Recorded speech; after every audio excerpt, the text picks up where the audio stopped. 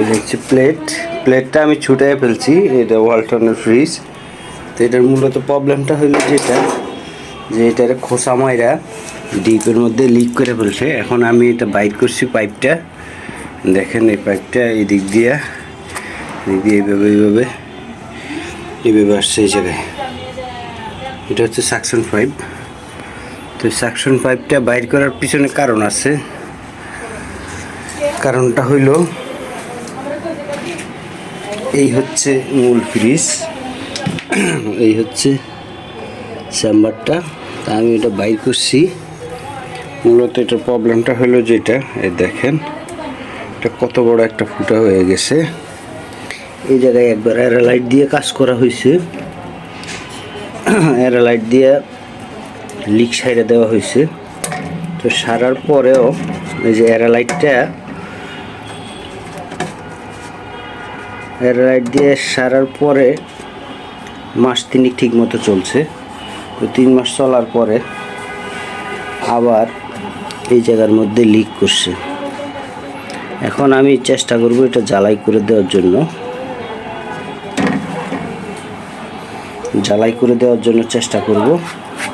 দেখা যাক কতটুকু কি পারি। যদি জ্বালাই সম্পূর্ণভাবে করতে পারি 100% ভাবে, তাইলে জ্বালাই করে দিব। আর যদি জ্বালাই না হয় তাইলে ওই ক্ষেত্রে আমি এই চেম্বারটা পুরোটাই চেঞ্জ করে দিব। এটা অ্যালুমিনিয়াম, এটা মূলত প্রবলেমটা হলো অ্যালুমিনিয়ামে আমি এখনও জ্বালাই দিইনি এ পর্যন্ত। তবে অ্যালুমিনিয়াম আর হচ্ছে তামা দুইটা মিলে জ্বালাই দিছি, শুধু অ্যালুমিনিয়াম জ্বালাই দিই নেই। এখন দেখা যাক এটা জ্বালাই দিতে পারি কিনা। জ্বালাই দিতে পারলে ইনশাল্লাহ আপনাদেরকে দেখাবো যে শুধু অ্যালুমিনিয়াম জ্বালাই দেওয়া যায় কিনা। আমি এই পর্যন্ত দিইনি, এই প্রথম আমি জ্বালাই দিতেছি শুধু অ্যালুমিনিয়াম।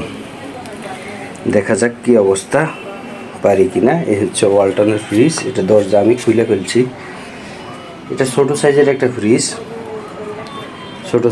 ফ্রিজ, এই যে দরজাটা আমি খুলে ফেলছি। খুলে আমি এখানে রাখছি।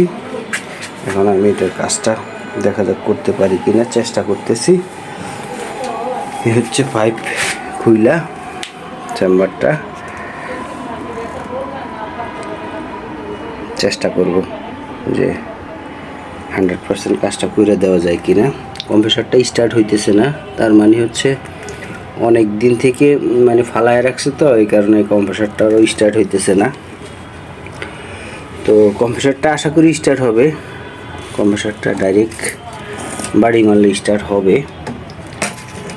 এই হচ্ছে কম্প্রেসার, এটা ওয়ালটনের কম্প্রেসার। ফ্রিজ ছোট হইলে কি কম্প্রেসার দিছে অনেক বড় সাইজের।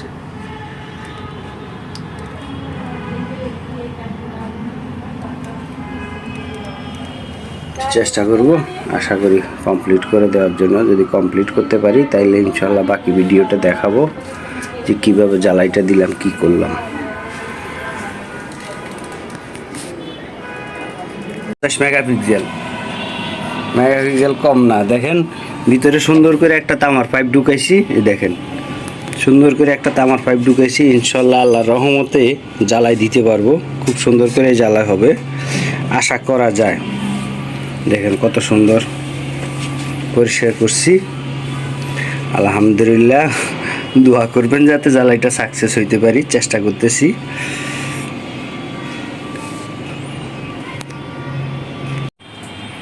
বহুত কষ্ট করে জ্বালাইটা দিলাম।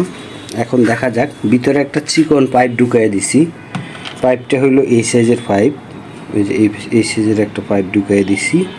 এটার ভিতরে এইভাবে এই সাইজের একটা পাইপ ঢুকাই দিছি। ঢুকাই দিয়ে এখন সুন্দর করে জ্বালাই দিছি।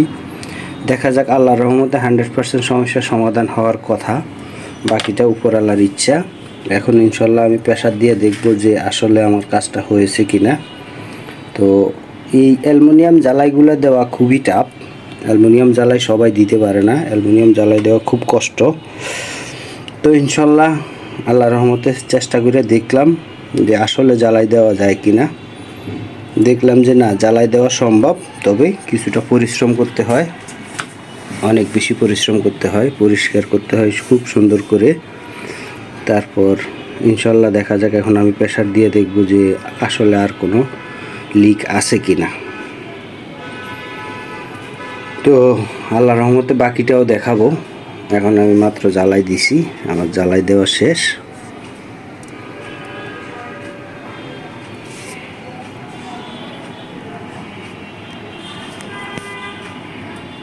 দেখেন জ্বালাইটা দেখেন, যদিও অত সুন্দর করতে পারি নাই, কারণ হচ্ছে সর্বপ্রথম আমার অ্যালুমিনিয়াম জ্বালাই, এই কারণে আমি ভালো সুন্দর করতে পারি নাই। তবে সামনের দিকে ইনশাল্লাহ আরও সুন্দর হবে আশা করি। দোয়া করবেন যেন সুন্দর করে কাজ করতে পারি। নিচের দিকের অবস্থা, নিচের অবস্থা এই একদম মানে কি বলবো, এই নিচের অবস্থা।